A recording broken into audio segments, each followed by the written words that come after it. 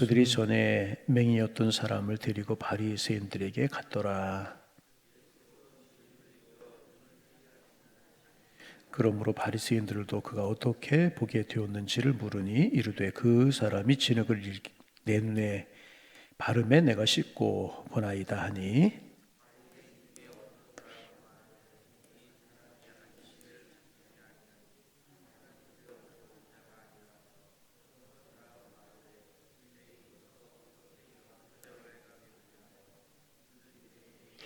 이에 맹인되었던 자에게 다시 묻되 그 사람이 내 눈을 뜨게 하였으니 너는 그를 어떠한 사람이라 하느냐. 대답하되 선자이니이다 하니,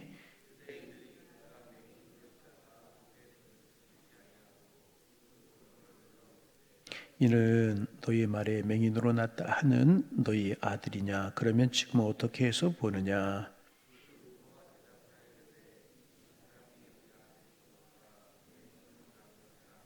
그러나 지금 어떻게 해서 보는지 또는 누가 그 눈을 뜨게 하였는지 우리는 알지 못하나이다.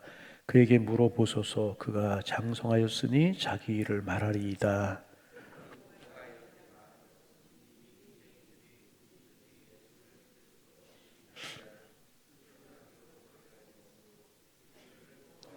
우리 23절 함께 보십니다. 이러므로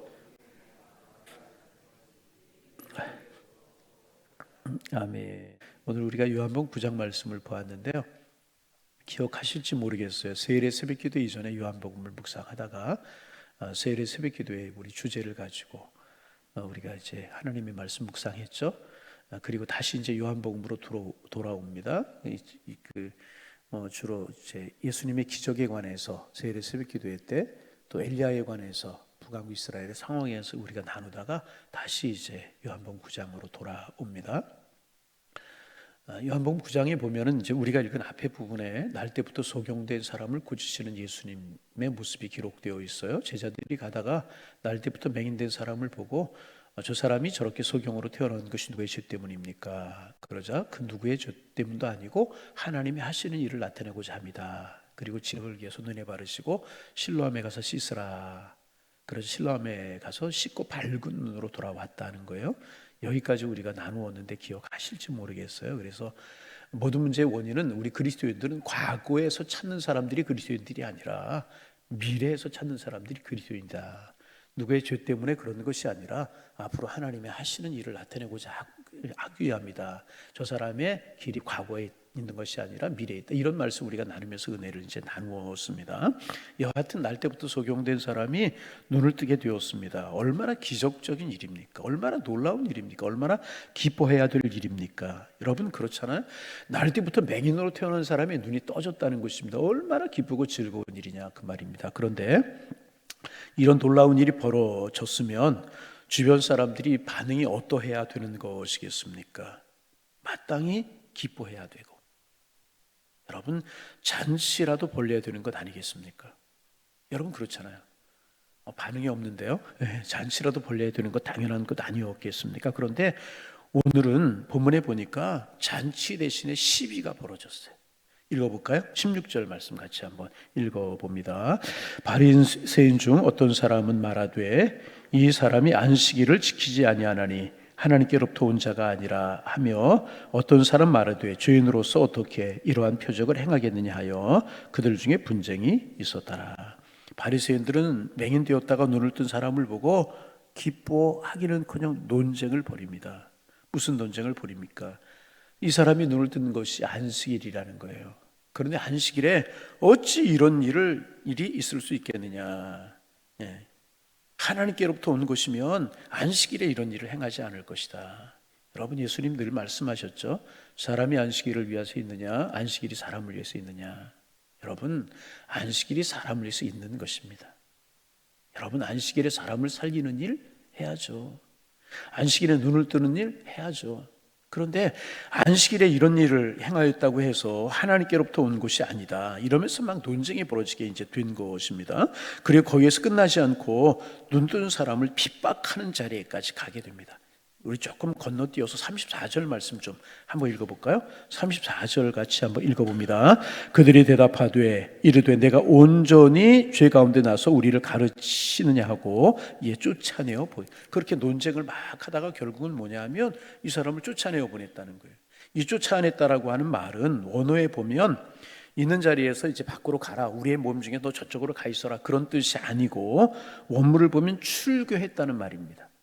출교했다라고 하는 말이 뭐냐 하면 이스라엘 공동체에서 쫓아내는 그런 일이 벌어져 버리고 말았다는 거예요. 여러분, 얼마나 가슴 아픈 일이에요. 태어날 때부터 소경으로 된 사람이 예수님의 기적적인 능력으로 보게 되었으면 박수를 치고 칭찬해주고 잔치라도 벌리고 기뻐해주고 그래야 되지 않습니까? 여러분, 우리 다른 사람들이 아름다운 일, 좋은 일 일어나면 함께 기뻐해주는 우리가 되기를 원합니다. 잘했다고 칭찬해주고 참 귀한 일이라고 칭찬해주고 그런 우리가 되어지기를 바랍니다. 마땅히 하나님의 사람들은 그래야 되는 거예요. 마땅히 칭찬해주고 격려해주고 그래야 되는. 여러분, 우리 그렇게 하기를 바랍니다. 이제 관심을 소경에게로 이제 좀 돌려보고 소경에 초점을 맞춰 보시길 바랍니다.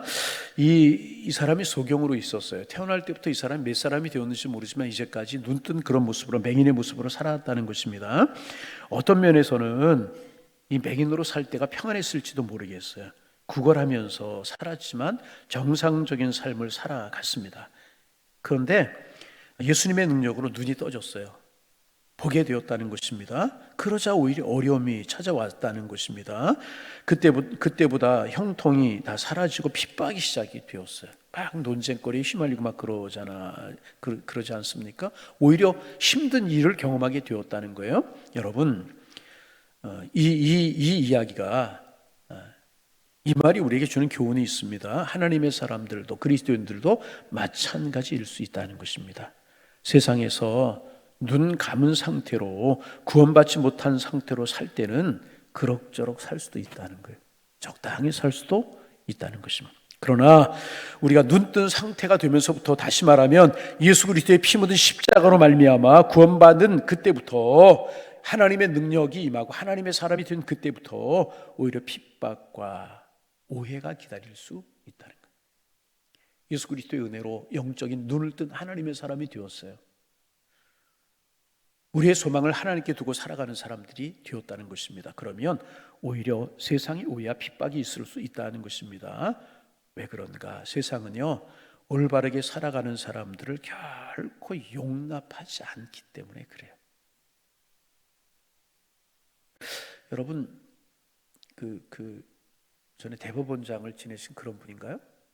이번 정부에서 어느 일을 맡을 때 청문회라고 하는 것을 보면서 가슴이 조금 아팠어요. 그분이 청문회에서 공격을 당하는데 왜 공격을 당하냐? 가지고 있는 종교적인 신념 때문에 공격을 당했어요. 철저한 신앙인 것을 알기에 공격하는 거예요. 동성애 문제라든지 이런 것을 가지고 종교적인 신념을 가지고 묻는 거예요. 제가 볼 때 참 마음이 아프더라고요. 그분이 대법원장까지 지내지고 공직에 오른 그런 분인데 다른 공직을 맡으려고 하면서 종교적인 문제 때문에 어려움을 당한. 근데 믿음으로 신앙으로 잘 그런 것을 본 적이 있었습니다. 여러분, 세상은요, 결코 하나님의 사람들이 올바르게 살아가려고 할 때, 믿음으로 신앙으로 살아갈 때 용납하지 않고 가만두지 않으려고 할 때가 있다는 거예요. 그래서 간혹 이런 고민을 하는 분들을 본 적이 있어요. 내가 괜히 예수 믿어서 이런 고민하는 것 아니고 내가 괜히 예수 믿어서 이런 고난과 이런 어려움을 당하는 것이 아닌가, 이런 갈등을 하는 분들도 간혹 있는 것을 볼 수가 있습니다. 그러나 여러분, 우리가 예수 믿는다는 것이 무엇입니까? 우리가 예수 믿는다는 것은요, 우리의 눈이 떠졌다는 것을 말하는 거예요. 어떤 눈이? 우리 영적인 눈이 떠지는 것이에요. 신령한 것을 바라보지 못했던 우리의 영적인 눈이 떠져서 신령한 것을 바라보고, 우리의 눈이 떠져서, 영적인 눈이 떠져서 세상을 바라보는 눈이 달라졌다는 것을 말하는 거예요. 뿐만 아니라 예수 믿는다는 것은 우리의 인생의 목적이 바뀌었다는 것을 말하는 거예요. 소경이 눈을 뜨기 전에 가지고 있던 직업이 무엇입니까? 구걸하는 사람이었어요. 거지였었어요. 그렇잖아요. 구걸하는 사람이 거지였었습니다. 여러분, 눈뜬 거지가 돈을 많이 벌겠어요? 눈 감은 거지가 돈을 많이 벌겠습니까? 거지는 눈을 감아야 돈을 벌어요. 눈뜬 사람에게 누가 동전을 던져주겠습니까? 여러분 그렇잖아요. 여러분 우리가 세상에서 거지같이 살려고 하면 눈을 뜰 필요가 없어요. 그렇잖아요. 세상 사람들의 가치관을 그대로 가지고 살아가려면 우리가 영적인 눈을 뜰 필요가 없다는 것입니다. 여전히 소경으로 살면 더 많은 동전을 얻을 수 있다는 것입니다. 이것이 세상을 살아가는 방법입니다.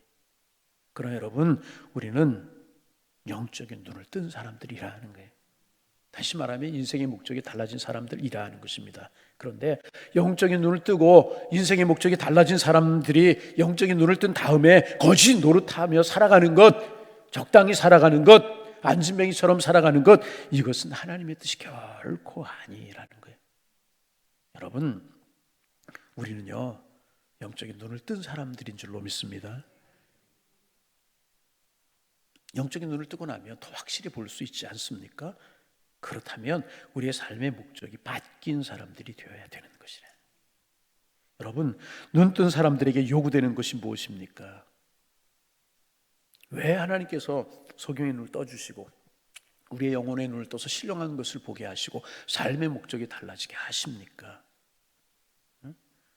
우리에게 요구하시는 것이기 때문에. 우리에게 요구하는 것이 무엇인가? 세상을 정복하며 살아가라는 거예요. 여러분 창세기 1장에 보면 그런 말씀이 있잖아요. 하나님이 그들에게 복 주시며 그들에게 이르시되 사람을 만드시고 난 다음에 그들에게 말씀하시는 거예요.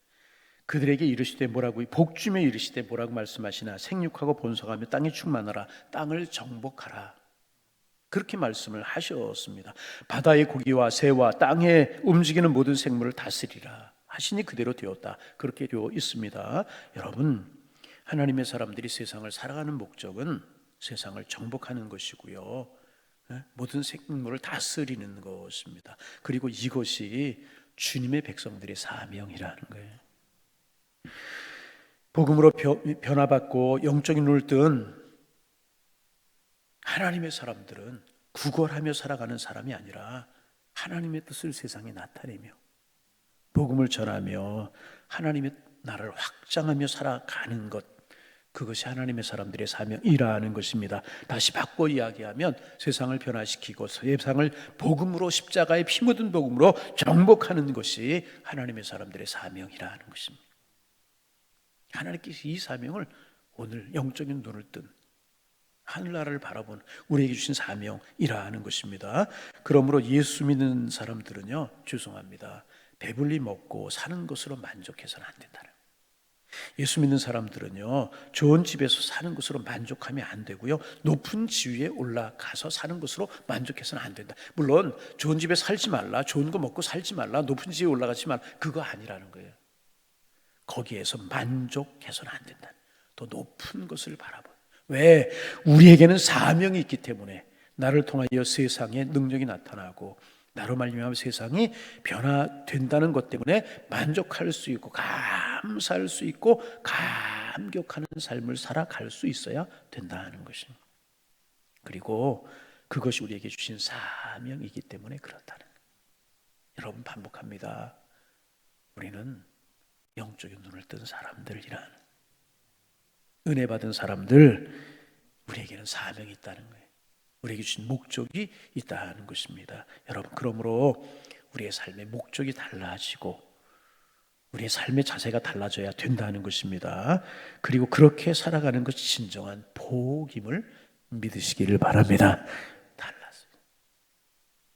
오늘 하나만 묵상을 하는데, 그러면 그렇게 살아가는 영적인 눈을 뜬 하나님의 나라에 관한 눈을 뜬 사람들, 목적이 달라진 사람들, 성도라고 말하고 그리스도인이라고 말하는데 우리는 어떻게 살아가야 될까?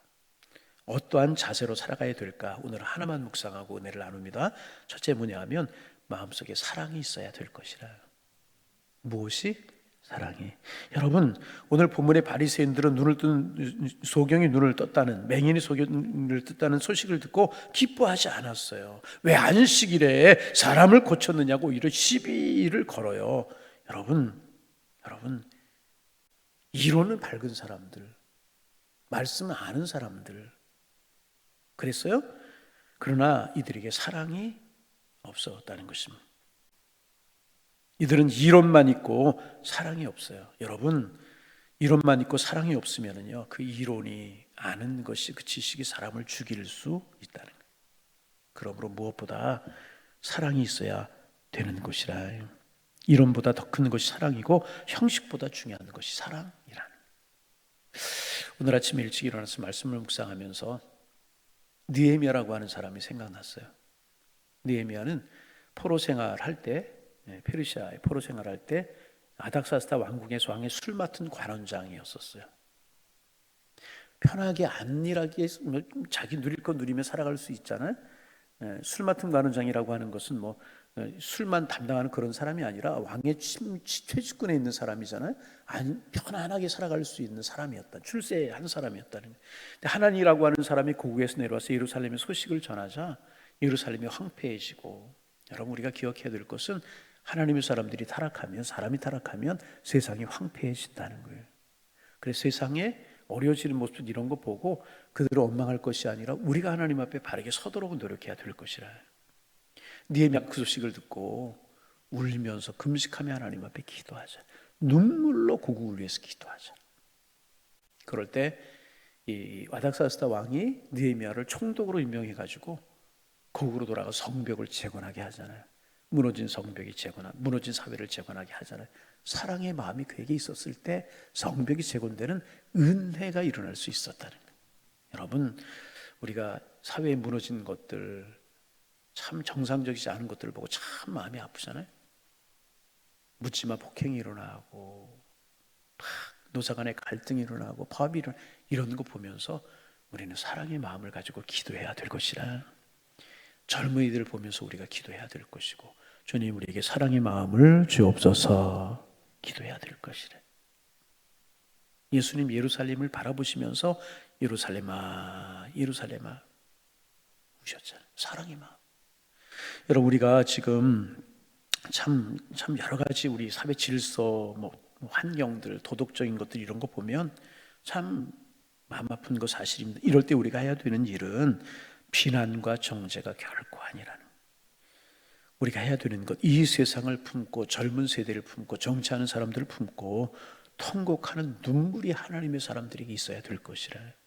예수님의 마음, 느헤미야의 마음, 예레미야의 마음, 사랑하는 마음이 우리에게 있어야 될 것이라. 여러분 오늘 아침에 이 마음 가지고 주님 우리가 기도하는 우리가 되기를 소망합니다. 젊은이들을 보고 사랑하는 마음 가지고 우리가 기도하고, 사회되어지는 현상들을 보고 우리가 기도해요. 정말 느헤미야의 통곡의 기도가 있어야 되는 세대를 우리가 살아가고, 다니엘처럼 금식하고 베옷을 입고 기도하는 모습이 하나님의 사람들에게 있어야 될 것이라.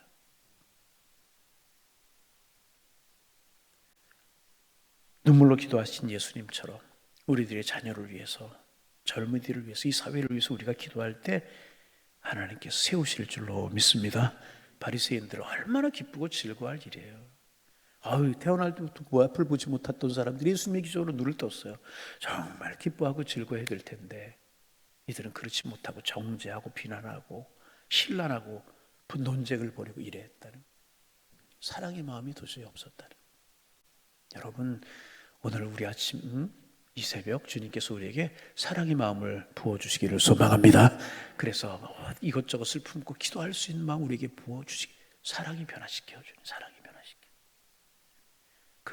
저도 그렇지 못하지만 그럴 때 사회가 변하고 자녀들이 변하고 교회가 변하고 하나님의 축복이 일어나게 될 줄로 믿습니다. 이 우리의 사명, 영적인 눈을 뜬 우리가 해야 될 일 변화시키며 살아가야 되는데, 그러게 제일 먼저 가져야 될 마음이 무엇인가? 사랑의 마음이래. 주님 사랑의 마음을 허락하여 주옵소서. 한 구석이라도, 내가 있는 구석에 그러면 사랑의 마음 가지고 살아가면 우리가 살아가는 한 구석 자그마한 곳이라도 변화되게 될 것이고, 그것이 우리가 사명을 이루며 살아가는 것이라. 두 번째 자세가 이제 영적인 싸움을 싸워야 되는 거예요. 내일 아침에 우리가 묵상하고 사랑의 마음을 주옵소서. 우리의 기도의 제목이 되어서 은혜가 함께 하시기를 주님의 이름으로 축원합니다. 기도합니다. 하나님 새 아침 주셔서 감사합니다.